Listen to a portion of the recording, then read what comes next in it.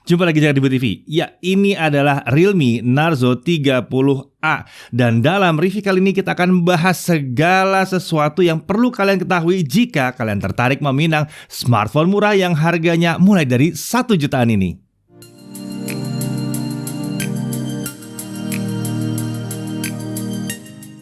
Ya, Realme Narzo 30A ini adalah smartphone pertama Realme yang dirilis di tahun 2021 di Indonesia ya.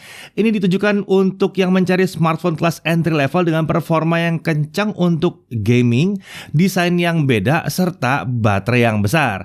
Smartphone di bawah 2 juta rupiah ini bahkan punya fitur kamera yang lumayan oke, sampai ada mode nightscape untuk foto malam-malam juga. Nah, kalau bicara soal malam-malam nih ya, tahu nggak bahwa Smartfren Unlimited itu sekarang makin unlimited karena ada extra unlimited malam full speed. Itu membuat kalian bisa internetan sepuasnya sampai pagi. Yang satu ini bantu banget buat kami karena tim kami itu sering butuh upload video dan biasanya bisa malam, tengah malam, bahkan ya kadang-kadang sampai pagi karena besar. Ya, video kami kan jarang yang pendek-pendek ya. Nah, kalau tidak unlimited akan repot jadinya buat kami. Dengan yang satu ini, kapan saja, di mana saja kita jadi aman upload video yang besar. Nah, kalian mau lihat kecepatan si extra unlimited malam full speed ini? Ya, ini dilakukan di malam hari dan mari kita lihat bagaimana speednya ya. Oke, ini hasil tes dengan smartphone yang pertama. Ini adalah sebuah smartphone dari Xiaomi. Tahu yang ini? Oke, ini speednya ya. Lalu lihat dengan smartphone yang kedua. Ini adalah sebuah smartphone dari Realme. Iya, wow, kenceng ya ternyata ya, di tempat yang sama. Lalu untuk smartphone yang ketiga, ini dari Huawei. Bisa lihat kecepatannya berapa? Hah, kenceng. Cukup kenceng ya? Kenceng dong. Ini unlimited loh ya. Yang bikin senang itu, selama pakai extra unlimited malam full speed, FUP utama tidak terpakai. Jadi kalian bisa menggunakan extra unlimited malam full speed tanpa pakai FUP harian. Terlebih lagi, Extra Unlimited Malam Full Speed ini berlaku secara nasional. Bisa untuk semua aplikasi, bisa untuk semua orang, baik pengguna lama maupun pengguna baru. Ya, kadang-kadang banyak yang buat baru doang. Ini enggak, buat semuanya bisa. Bisa di semua hari, nggak ada limitasi hari kapan bisa berlaku, kapan tidak. Ya, dan berlaku untuk semua paket Unlimited. Tentu saja, paket ini juga bisa digunakan dengan beragam jenis smartphone. Bahkan smartphone yang terjangkau seperti yang kita uji kali ini. Oke, kembali ke smartphone ini yang slogannya adalah Power Up the Game ya. Positioning smartphone ini adalah most powerful entry level gaming smartphone in 2021. Udah banyak yang nyoba-nyoba gini nih katanya powerful entry level gaming smartphone. Mari kita lihat apakah yang ini benar-benar bisa. Tapi kita mulai dari isi boxnya dulu ya. Kali ini boxnya beda. Ini boxnya dari tadi udah lihat pasti warnanya biru. Beda sama Realme sebelumnya yang warnanya kuning. Nah, di sini ada unitnya, ada screen protector yang sudah terpasang, ada charger 18 watt 9 volt 2 ampere, lalu ada kabel USB Type C. Ya, ini Type C dan ada dokumen plus SIM ejector. Sayangnya emang nggak dapat case ya di sini ya. Aduh, seandainya dapat case lebih asik lagi. Tapi ya udahlah, nggak apa-apa lah. Harganya juga miring. Untuk desain dia pakai diagonal stripe design katanya nih. Ini desainnya terbilang unik dengan dua sisi yang berbeda di back covernya.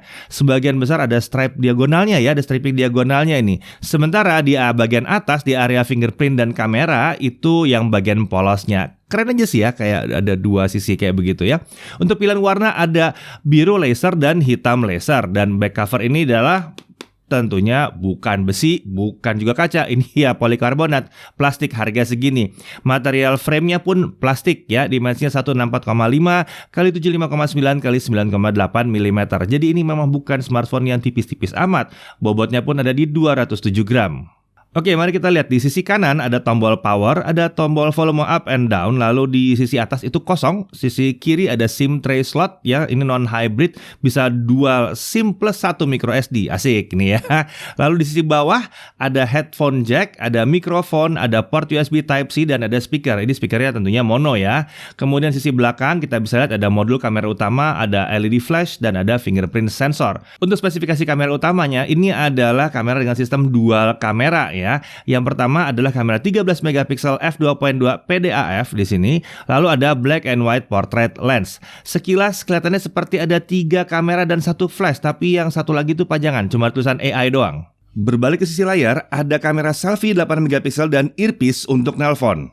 Untuk perekaman video itu bisa mencapai 1080p 30 fps dan ada slow motionnya di 720p 120 fps.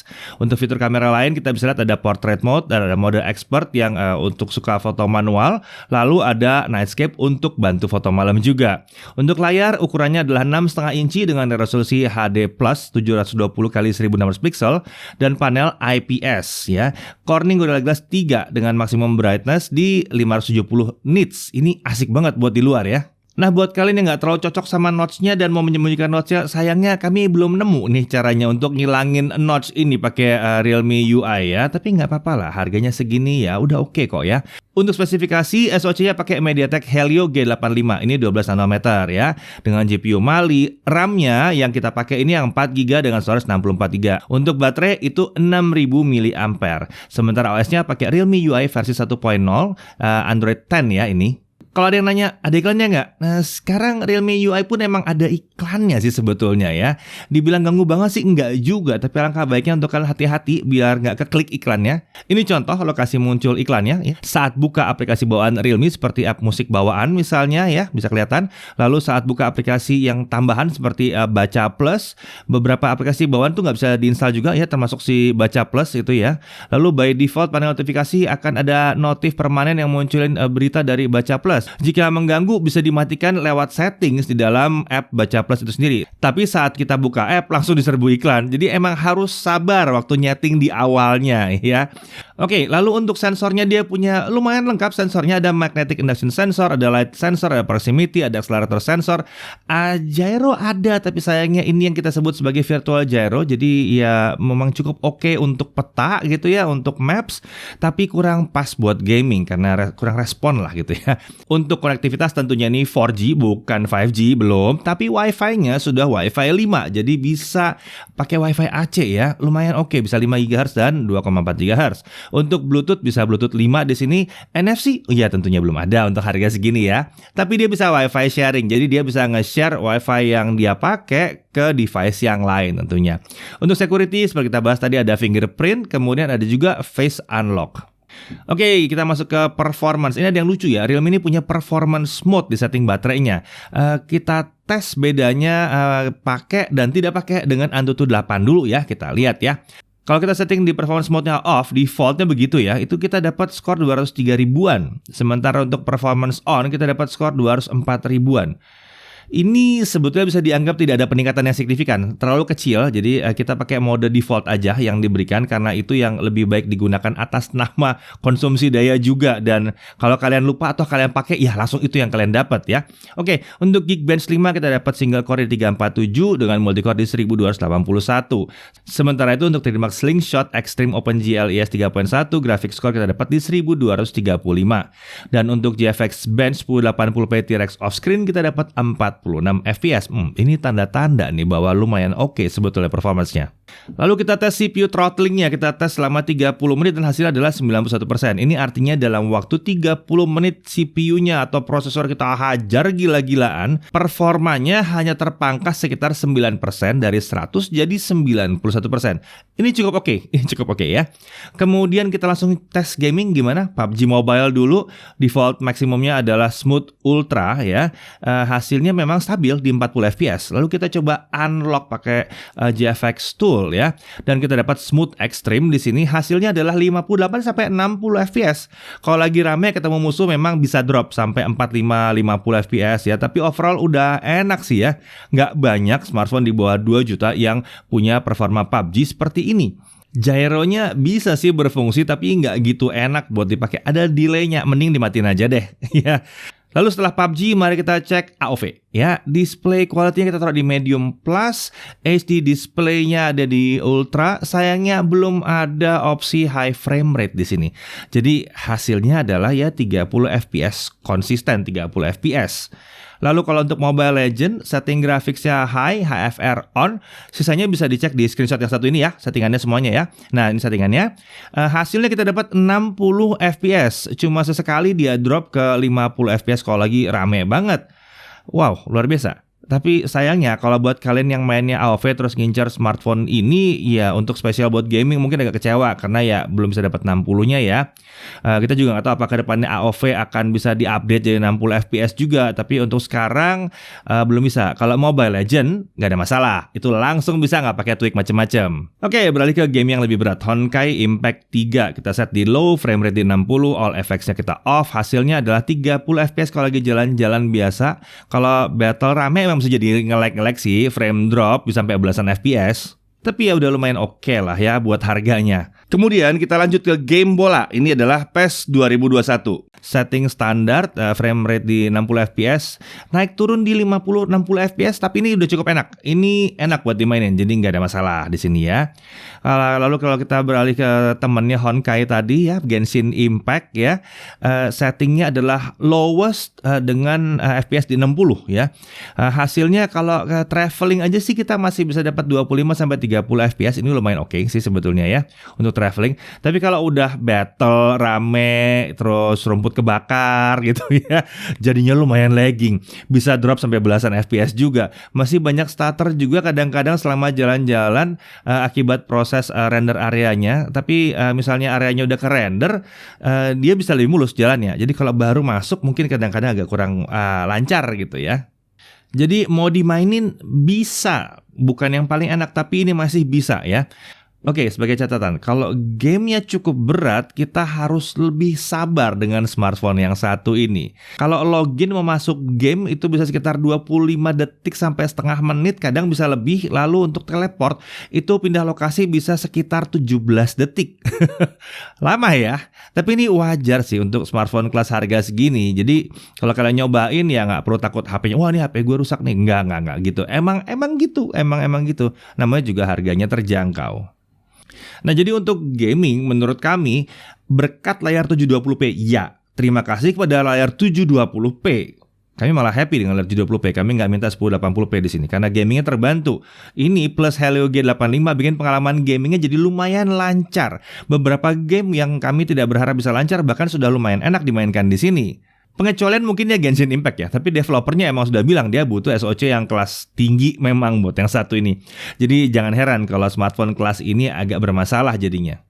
Jadi balik lagi, menurut kami ketimbang maksa layar 1080p tapi ngorbanin performance, langkah yang bagus adalah pakai 720p di harga segini ya. Ini udah enak banget. Oke, kemudian untuk baterai. Oke, video playbacknya kita bisa dapat 29 jam 33 menit, hampir 30 jam nonton. Ada yang mau nyoba nonton di sini 30 jam, silahkan. Luar biasa ya.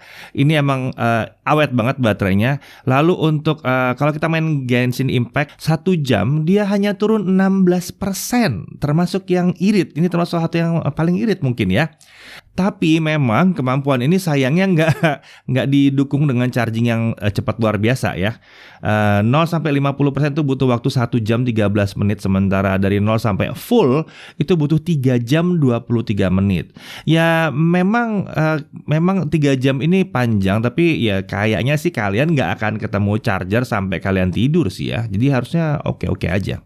Nah, untuk suhu kita tes Genshin Impact selama 30 menit. Layar itu kita lihat titik terpanas di sekitar 46 derajat Celcius, sementara bodi belakang titik terpanasnya ada di 44 derajat Celcius. Ini terhitung biasa aja, toh panasnya juga nggak sampai gangguin tangan gitu ya, karena bodi plastiknya ini nggak terlalu ngantar panas ya. Sementara itu selain area yang dekat prosesor itu rata-rata sih di bawah 40 derajat Celcius.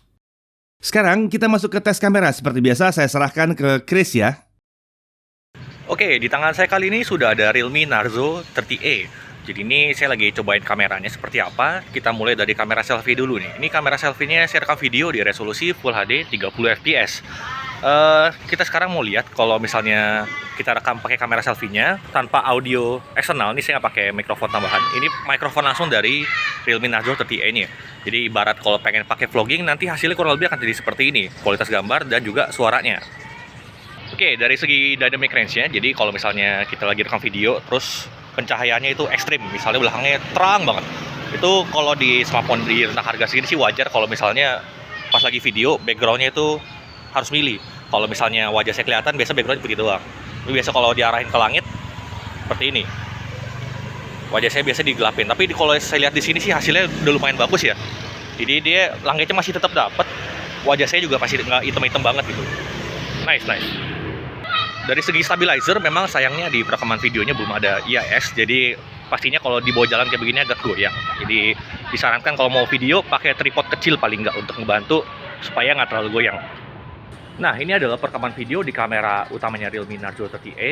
Ini yang 13 megapiksel dan ini saya rekam video di Full HD 30 fps juga. Di sini saya mau lihat kalau misalnya pas lagi mau rekam orang pakai kamera utamanya itu warna kulitnya seperti apa. Jadi kalau saya lihat di sini sih warna kulitnya udah oke ya, udah cukup lumayan. Nggak kayak Realme biasanya yang biasanya wajahnya tuh dibikin warna lebih ke arah orange. Tapi di sini udah mulai lebih natural warnanya dan hasilnya pun cukup oke. Dari segi stabilizer juga sayangnya karena dia nggak punya sensor gyro, jadi IIS di kamera utamanya pun nggak ada. Jadi baiknya kalau emang mau mau rekam video, kalau emang pengen stabil banget, kalau diusahakan pakai tripod kecil paling nggak. Lalu ini adalah hasil perekaman kamera utamanya. Kalau lagi kondisi siang hari seperti ini lagi terik banget. Mataharinya lagi kenceng. Hasilnya seperti ini. Jadi kalau warna langitnya nggak terlalu kelihatan itu wajar ya.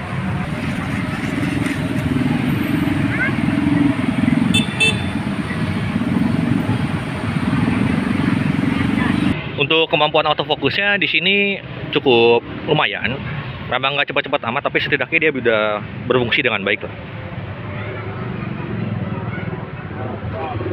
Nah, ini adalah hasil kameranya kalau kita pakai di indoor nih. Saya lagi di studio dan saya matiin lampunya, cuma nyalain satu lampu aja. Jadi cuma dari situ. Ini untuk ngasih gambaran kalau misalnya di low light itu seperti apa, kalau cahayanya kurang. Dan hasilnya seperti ini. Kalau saya lihat di layar sih masih cukup oke ya. Setidaknya juga dia nggak ngalamin namanya frame drop. Biasanya itu kalau smartphone kelas segini, kalau low light biasanya dia akan menurunkan frame rate, jadi videonya nggak terlalu mulus. Tapi di sini masih oke. Dan noise-nya pun ya masih wajar lah. Nah, tadi itu kamera selfie-nya, sekarang ini adalah kamera utamanya yang 13 megapiksel. Jadi kalau di kondisi minim cahaya seperti ini memang wajar ya kalau hasilnya emang nggak terlalu bagus, itu wajar, terutama untuk kelas harga segini. Tapi kalau saya lihat dari hasil videonya sih udah lumayan ya, terutama dari segi warnanya masih cukup keangkat. Di sini Realme cukup bagus untuk tuning warnanya. Oke, lanjut ke pengujian berikutnya, kita lanjut ke fotografinya ya. Oke, untuk sektor fotografi, kalau saya boleh komentar sih, untuk hasil fotonya kalau saya bilang itu bagus dari segi warna dan juga HDR-nya. Itu berfungsi dengan baik. Walaupun memang detail emang agak kurang ya. Kalau kalian zooming gitu, kalian habis foto, kalian zoom memang detail itu agak kurang. Cuman kalau saya lihat sih Realme cukup bagus dari segi warna dan HDR-nya. Walaupun ya kalau misalnya situasinya ekstrim seperti di foto ini ya memang mungkin masih agak sulit untuk membuat fotonya itu menjadi seimbang. Tapi kalau misalnya kondisinya emang yang nggak terlalu ekstrim itu hasilnya itu masih oke lah untuk harga segini. Nah, menariknya walaupun ini smartphone kelas harga terjangkau, Realme tetap menyematkan fitur expert di sini atau pro fotografi. Jadi di mana kalian bisa manual foto, bisa atur white balance-nya, bisa atur ISO-nya, bisa atur shutter speed-nya segala macam. Itu akan menarik sekali buat kalian yang suka manual. Di sini juga masih ada fitur slow motion, dan slow motion ini bisa diatur ya. Jadi kalian mau taruh slow motionnya di mana itu bisa ada editor bawaannya. Jadi videonya nggak full slow motion dan itu menarik sih. Jadi bisa diatur kalian mau slow motionnya di bagian mana. Di sini juga ada mode naiknya. Jadi di sini bisa kalian lihat hasilnya. Kalau menurut saya sih masih kurang efektif ya. Ini harusnya bisa lebih baik lagi. Cuman untuk sekarang menurut saya masih lebih bagus di autonya aja.